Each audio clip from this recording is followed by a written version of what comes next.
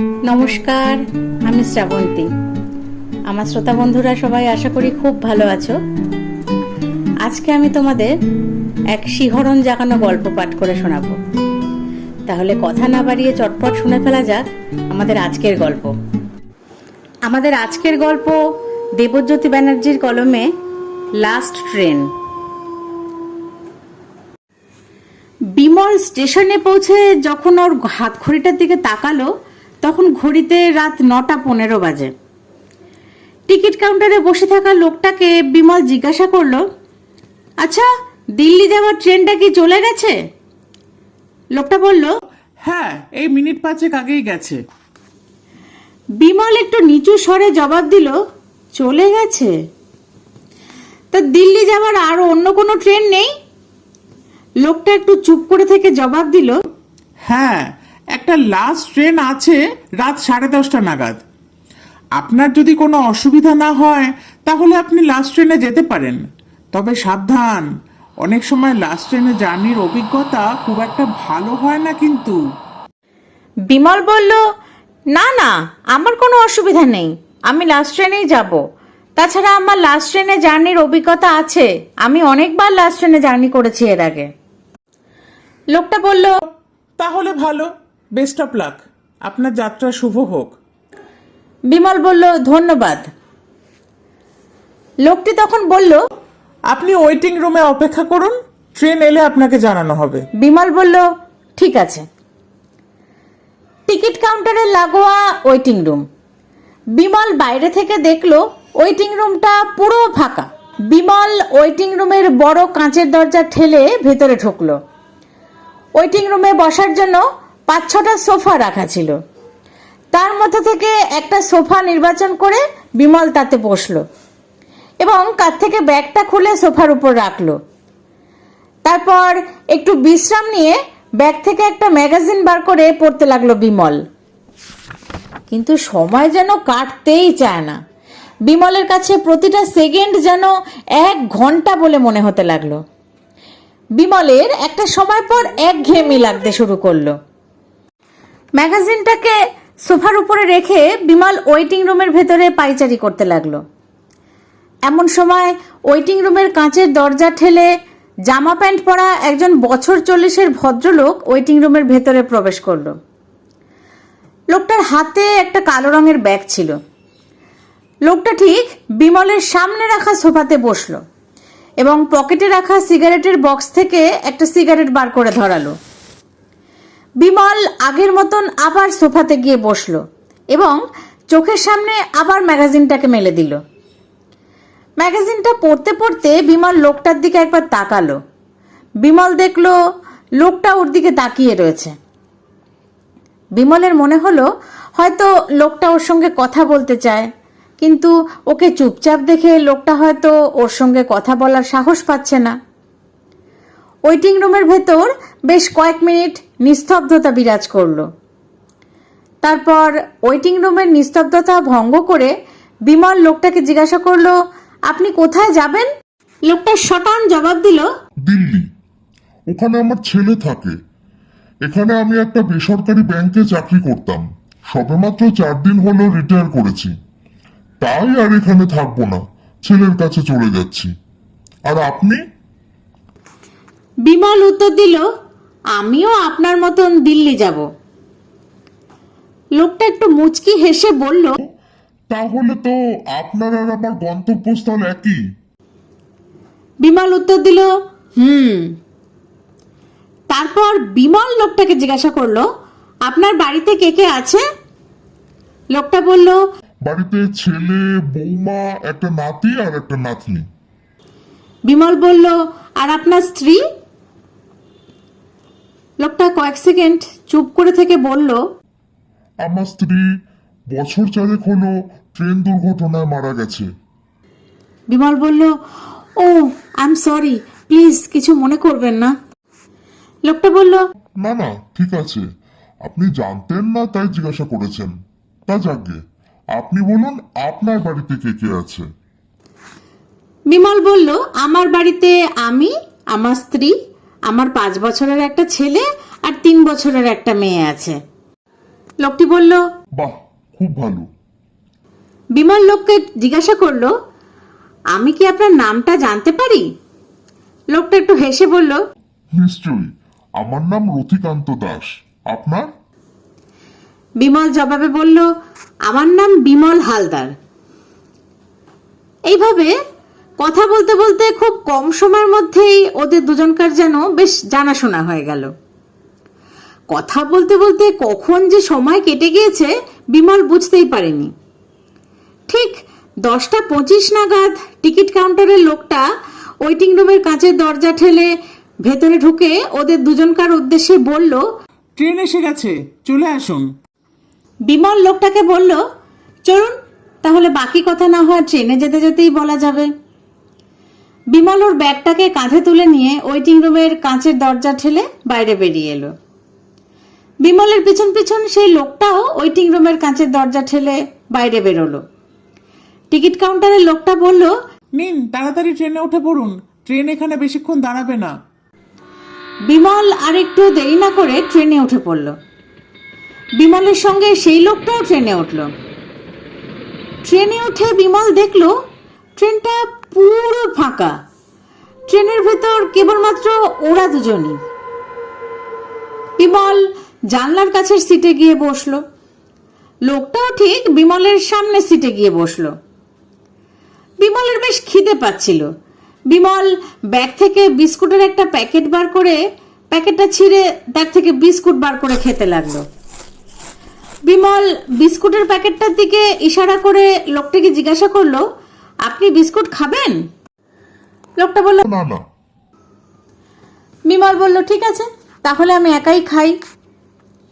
ঠিক এই সময় বিমলের ফোনটা বেজে উঠল।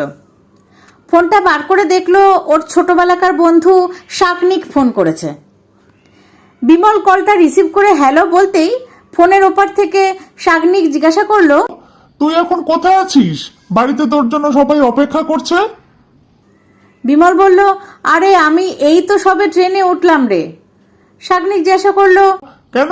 তোর তো রাত 9টায় ট্রেন ছিল, তা তুই এখন ট্রেনে উঠলি কেন?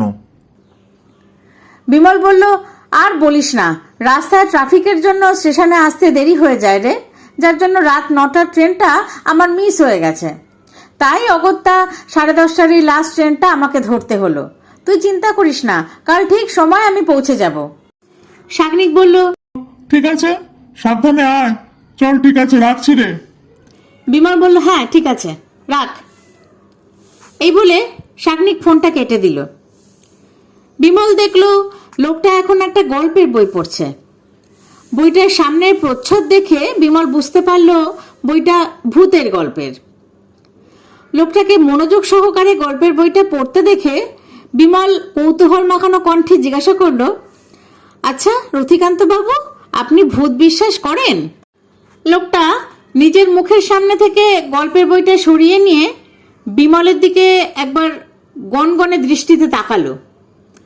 তারপর বলল, হ্যাঁ, বিশ্বাস করি।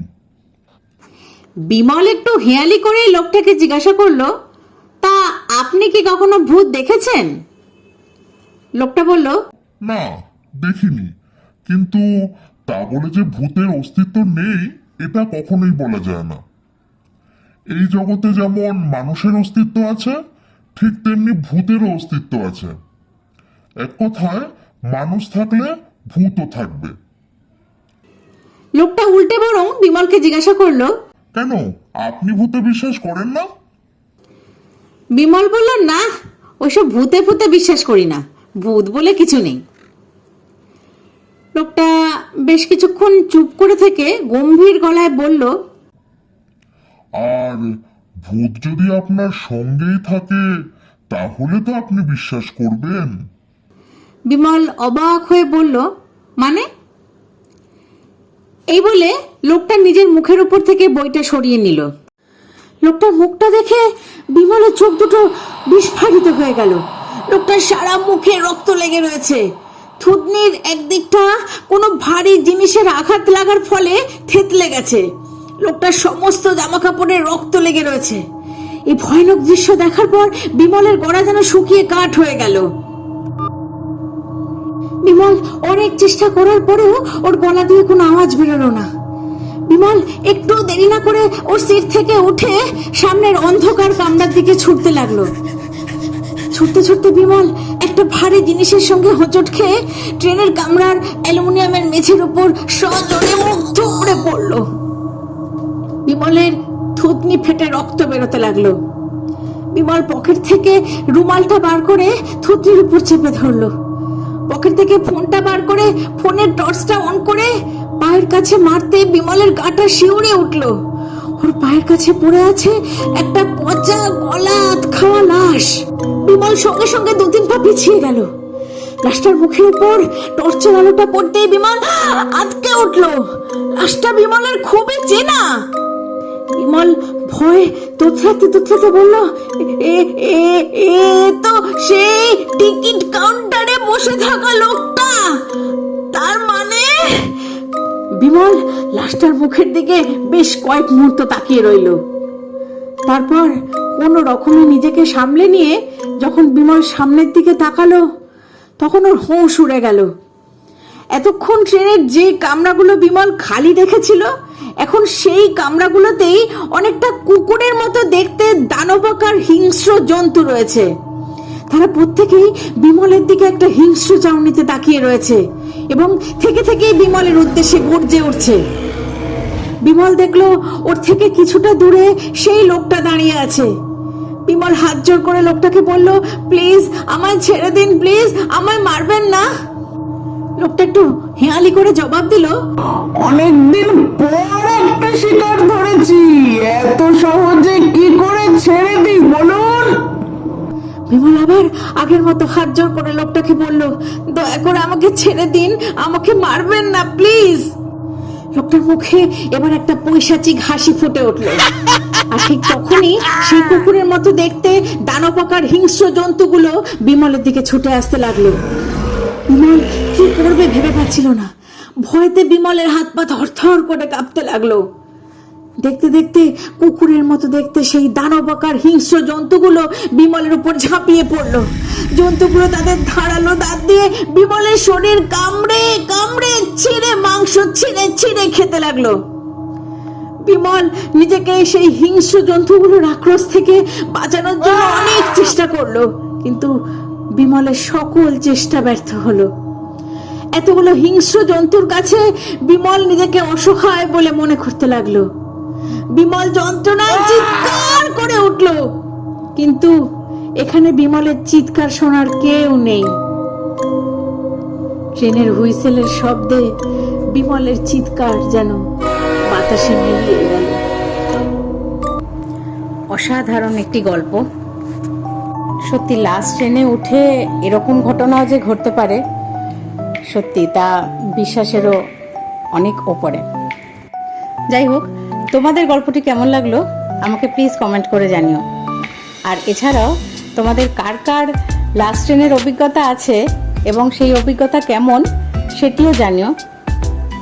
আর আমি ভাবছি তোমরা প্লিজ এখন থেকে আমাকে তোমাদের জীবনে বা তোমাদের বন্ধু, আত্মীয় স্বজন, পাড়া প্রতিবেশী বা তোমাদের পরিচিত কারোর জীবনে যদি অতিলৌকিক কোনো দৈবিক বা কোনো কিছুই যদি ঘটে থাকে, সেই ঘটনা তোমরা যদি আমাকে পাঠাও, সেই গল্পও আমি পাঠ করে তোমাদের শোনাতে পারি।